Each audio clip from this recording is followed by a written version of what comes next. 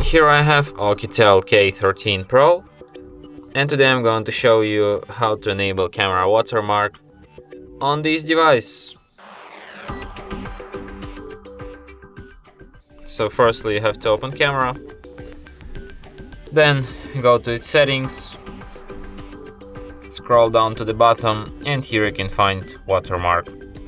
So that's how you can enable it, and let me show you how the photo with watermark will look like. And as you can see, and as you can see, this watermark will look like this, shot on K13 Pro, powered by OUKITEL. And that's it. Thanks for watching. If you find this tutorial useful, don't forget to hit that like button and subscribe to our channel.